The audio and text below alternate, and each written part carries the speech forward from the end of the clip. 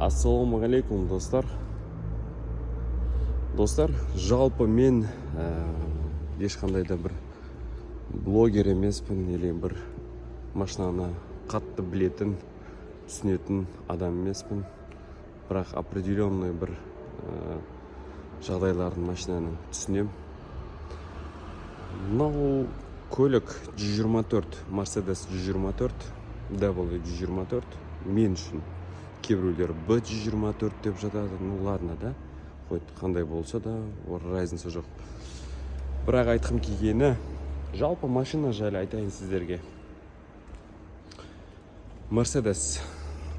Бұндай көлік менде болмаған өмірімде.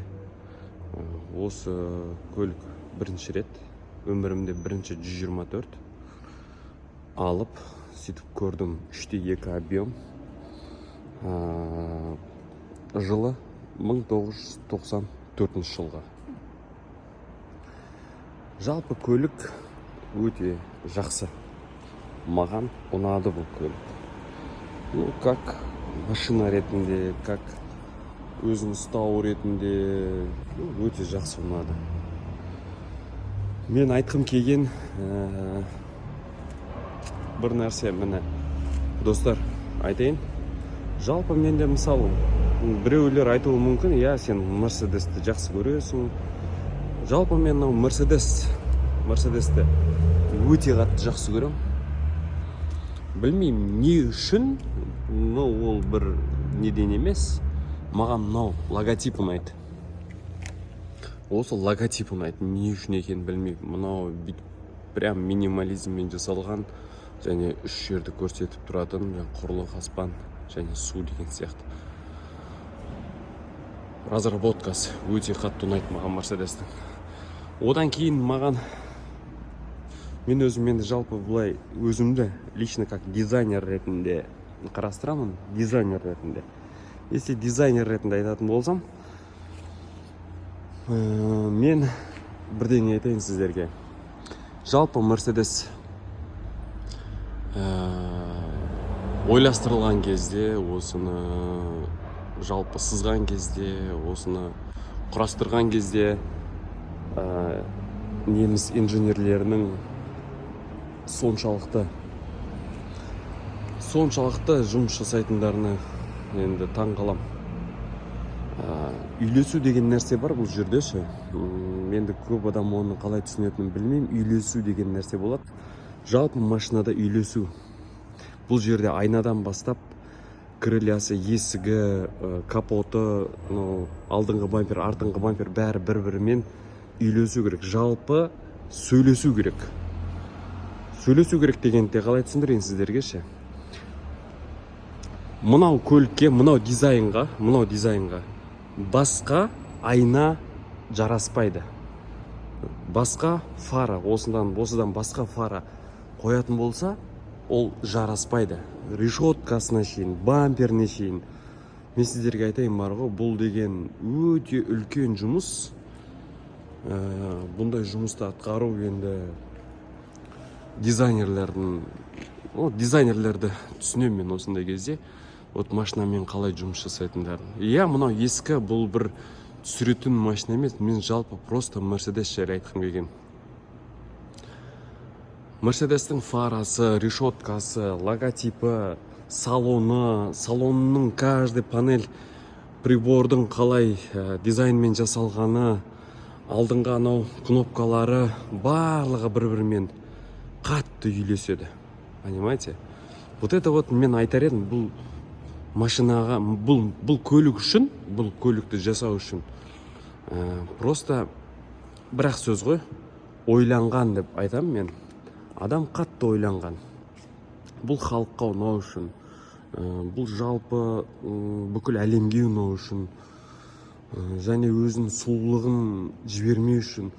Осы көліктер, мен сіздерге айтайын, 2005-6 ма, 2010-ға дейін алсақ болатын шығар. Сол көліктер, осы жылға дейін шыққан көліктер, басқа да мықты автопромдар бар ғой. Оның ішінде BMW бар, Audi бар, который мен тоже жақсы көрем.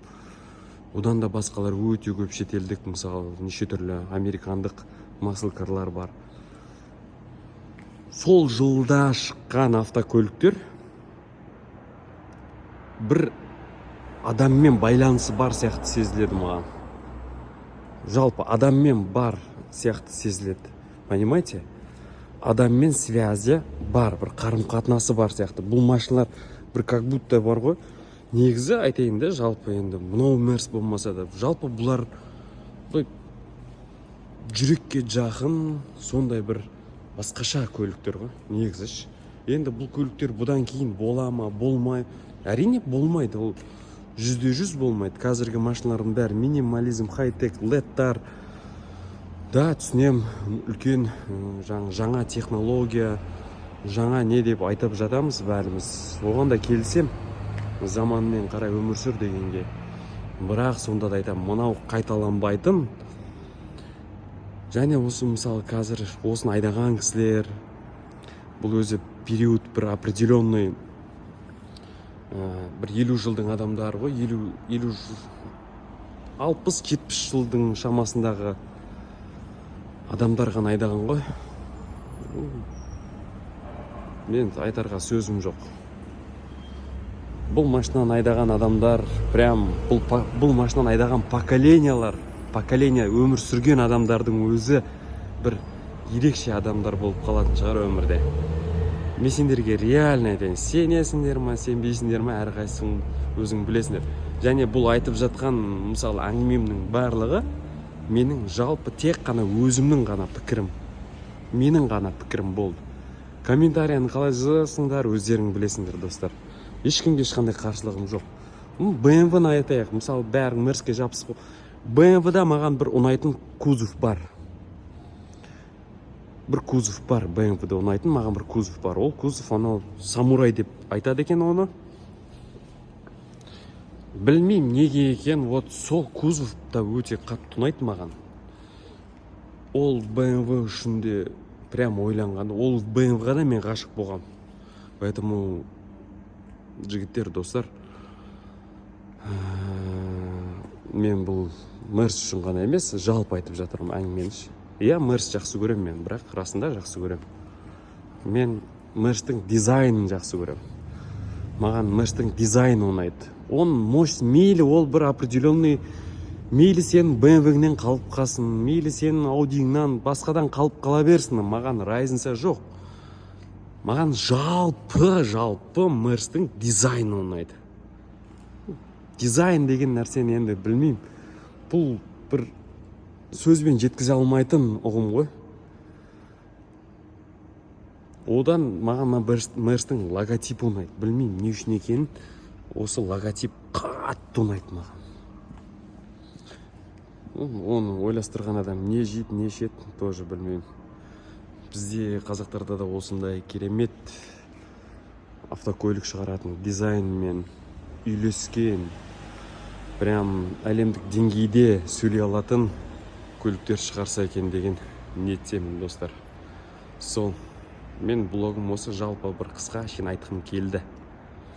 Өз ойымды, өзімнің пікірімді айтқым келді елге. Ешкім қарсы емес шығар. Сол, достар. Бұл мен енді машина алып сатпаймын. Бір определенный неге байланысты. Қазір осы машинаны уақытшаға алған едім мен. Уақытша айдай тұрайын деп. Бірақ тоже ұнады. 124 өмірімде болмаған. Мен ең алғаш вообще Passat'тан бастағанмын. Одан кейін Porsche Cayenne, Geely'нің 6 түрі болды. 6 түрлі Geely, Wagen, Range Rover айдадым. Range Rover'дің 2 болды. 220 жақсы мен деген машиналардың бәрі 2015 жылдар тоже айдаған. Біз, мысалы, көргем, біраз машинаны көрдім. Шыны керек, достар, мен реально біраз машинаны көрдім. В общем, өмірімде алып сатар емеспін, бірақ машинаны любитель етін, алып көріп айдауды, қарау, сезіну деген сияқты жалпы. Так что, достар, сол. Бұл жерде енді не айтасыздар, ескі Бұл машинаға ешқандай әңгіме жоқ, сөз жоқ. Міне көрдіңіздер ма, бәрі сол. Бірақ действительно әдемі, действительно сұлу.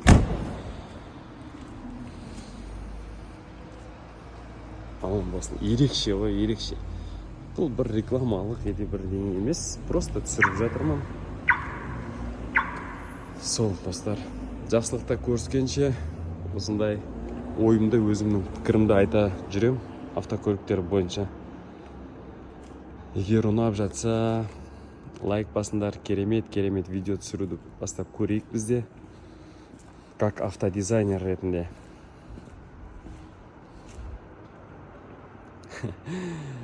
Вообще сөзім жоқ негізі шына дизайнға. Сөзім жоқ. Енді ойламай. Енді былайша айтқанда барлығымыз негізі қолымыздағы телефон, даже не алсақ та бірінші очередь машинаның внешностіне қараймыз. Ja, солай ғой достар. Внешность бірінші алу керек бізде, дөңгелегі, түрі, машинаның агрессивность, бәрін қарап жатамыз ғой. Бірақ енді бұлай айтсаң Мерседес ол Мерседес сияқты бәрібір достар. Ja, өмірде маған ұнайтын машиналар ол енді, конечно, Астон Мартин. Алланың сәт түссе оны аламын, құдай қаласа. Астон Мартин дегендерді көргім келеді. Бугатти, Пагани дегендерді алып көргім келеді. Солар қызық, Кёнигсберг дегендер бар ғой. Сондай айдап көргім келеді өмірде. Құдай қаласа ондайды айдаймын достар. Бірақ просто мына блог ретінде просто түсіргенмін. Өз ойымды, пікірімді білдіргім келді. Енді ойлаймын бір 30%-ға ғана, может 20%-ға ғана түсіндіре алған шығармын. Бірақ мүмкін тіл байлығым жетпеген шығар осы көлікті түсіруге, андай неге айтуға да. Бірақ менің өзімнің жеке байқағаным, бұл заманда шыққан көліктер сызған адам, ойластырған адам, құрастырған адам ойланған ғой. Бұл машина үшін ойланған, қатты ойланып, қатты прям берілген ғой.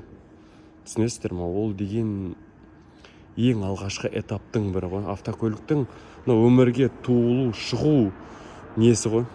Қолындағы суретін осындай темірге айналдырып, оны бүкіл халыққа ұнату ең басты жұмыс сол ғой. Одан кейін инженерный, жаңағы мотор, электрический деген сияқтылар кете береді.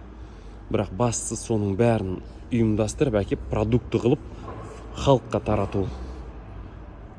Дизайнердің жұмысы ғой. Керемет, молодец. Бұл дизайнердің атын примерно оқып едім, бірақ қазір тілімнің ұшында тұр. Есімнен шығып тұр, бірақ респект. Тема просто. Сол, достар, жақсы көріскенше сау саламатта болайық, барлығымыз аман болайық, достар.